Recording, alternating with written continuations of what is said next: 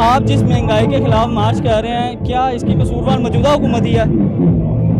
Of course मौजूदा हुकूमत इसकी जिम्मेदार ही है, क्योंकि हमने जो सब्सिडी दी थी, हमारे ऊपर भी IMF की तरफ से बड़ा प्रेशर था और भी बेशुमार फैक्टर थे, लेकिन हमने इसको गवारा नहीं किया और अपनी सब्सिडी को हमने कंटिन्यू रखा। लेकिन मौजूदा हुक्मरानों ने मुकम्मल तौर पर घुटने टेक दिए हैं और थोड़ा बहुत नहीं, 60 रुपये 15 दिन के अंदर पेट्रोल की कीमत को बढ़ाने से भुरकस निकाल दिया है।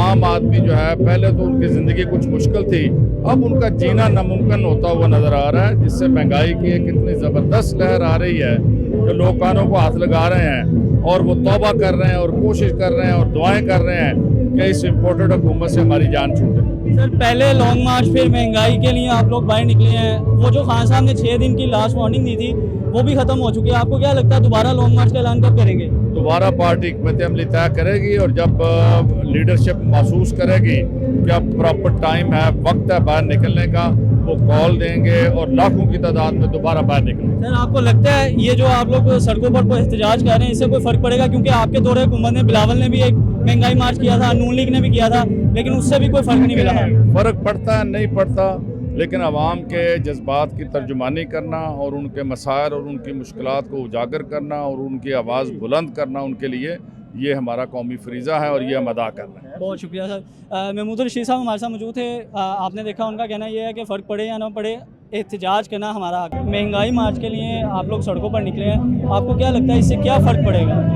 देखिए, बेसिकली हुकूमत ने जो अनप्रेसिडेंटेड 60 रुपए बढ़ा दिए हैं 2 हफ्ते में, तो फ़र्क तो सिर्फ ये पड़ सकता है कि उन पर प्रेशर पड़े और मज़ीद इंक्रीज़ करने की बजाय वो कोशिश करेंगे किसी तरह अपने अखराजात कम करके जो उन्होंने उधर पैसे लगाने, वो रिलीफ जो है वो आम को पास ऑन कर दें। सर, आपके ख्याल में ये जो मौजूदा महंगाई है, ये मौजूदा हुकूमत इसकी कसूरवार है या साबका हुकूमत ही? क्योंकि सारी डीलिंग तो साबका हुकूमत के दौर में हुई है। ये डीलिंग का नतीजा नहीं है। साबका हुकूमत ने तो 150 रुपए पे रोक दी थी प्राइस, हालांकि इंटरनेशनल मार्केट में बढ़ रही थी, लेकिन हमने अपने डेवलपमेंट के जो अखराजात थे उनको अगले साल के लिए कम कर दिया था, ताकि वो पैसे जो है हम वो लोगों को रिलीफ देने पे लगा सके।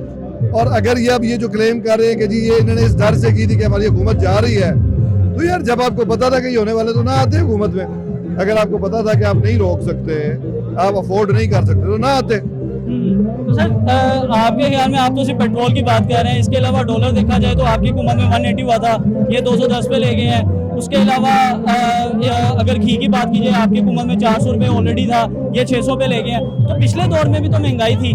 देखें, ये कोई भी ना हमारी हुकूमत के 3 सालों में, ना इनके 100 दिन में, ये जो सारा प्रॉब्लम आ रहा है, ये गुज़िश्ता 30 सालों की ना अली का जो इतनी हुकूमतें गुजरी हैं, अयूब खान दौर के बाद से लेके अब तक हमने एक डैम नहीं बनाया।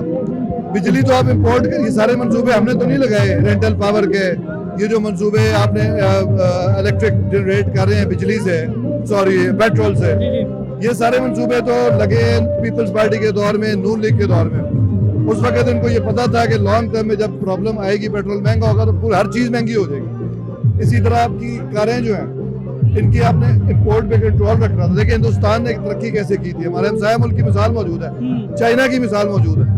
उन्होंने तब तक कंज्यूमर स्पेंडिंग को बढ़ाया नहीं जब तक वो अमीर नहीं हो गए। एक एम्बेसडर गाड़ी होती थी, इंडिया वाले सारे वही चलाते थे। इन्होंने क्या किया है, मुशर्रफ दौर से आप देखें, जब कारें आम हुई, लीजिंग हुई, इन्होंने बेसिकली कंज्यूमर जो कंज्यूमर स्पेंडिंग है वो इतनी बढ़ गई है इस मुल्क में, और हकीकी तरक्की हुई कोई नहीं। ये उसके लॉन्ग टर्म इफेक्ट्स हैं। ये किसी से भी 1-2 सालों की बात नहीं, जिसने भी ठीक करना है उसको कम से कम 5 से 10 साल चाहिए। अगर हम इसलिए कहते हैं कि इलेक्शन कराओ, अगर लोग आपको वोट देते हैं, आप लें वोट, 5 साल में कोई नई डायरेक्शन बनाए, हमें देते हैं, हम भी ट्राई करेंगे, ये तरीका है। सर, आखिरी सवाल, खान साहब ने 6 दिन की डेडलाइन दी थी कि आप 6 दिन में ऐलान कर दें इलेक्शन का, लेकिन वो 6 दिन भी गुजर गए, तो अब आपको क्या लगता है दूसरा लॉन्ग मार्च कब होगा भी या नहीं? देखिए, हमारे जो वर्कर हैं ना, सारे शरीफ लोग हैं, कोई बदमाश नहीं है, हमने कोई जत्थे नहीं बनाए हुए, कोई फौज नहीं बनाई हुई, कोई पैरामिलिट्री नहीं है, तो हमने शैल खाने तो नहीं जाना। वहाँ पे पुरअमन एहतजाज करने जा रहे थे, सुप्रीम कोर्ट से दरखास्त की कि हमें इजाज़त दी जाए पुरअमन एहतजाज की। अगर सुप्रीम कोर्ट देगी और ये जो रुकावटें और ये शेलिंग और आंसू गैस ये नहीं होगी, तो फिर हम निकलेंगे। अदरवाइज जब शरीफ लोगों को भी ज्यादती की जाती है ना, तो वो बंदूक उठाने पे मजबूर हो जाते हैं। ये जो आपके सारे ये जो वजीरिस्तान में और ये सारे प्रॉब्लम हुए हैं, ठीक है वो जंगजू लोग थे लेकिन बदमाश वो भी नहीं थे, टेररिस्ट भी नहीं थे। उनके जब घर के लोग उनके सामने मरते हैं तो फिर लोग रिएक्शन में आगे आते हैं। तो इन्होंने जो ज्यादतियाँ की अभी पीछे, तो इससे बहुत सारे हमारे जो नौजवान थे उनमें एक अजीब सा वो जान जज्बा पैदा हो रहा था और हमें लग रहा था कि ये कहीं लड़ने मरने मारने पे ना उतर आए, और वो आ रहे थे। तो ये हम नहीं चाहते कि अपनी पूरी कौम को हम इस तरह बना दें। बहुत शुक्रिया राजा यासिर हुमायूं साहब हमारे साथ मौजूद है। मुझे दीजिए इजाज़त।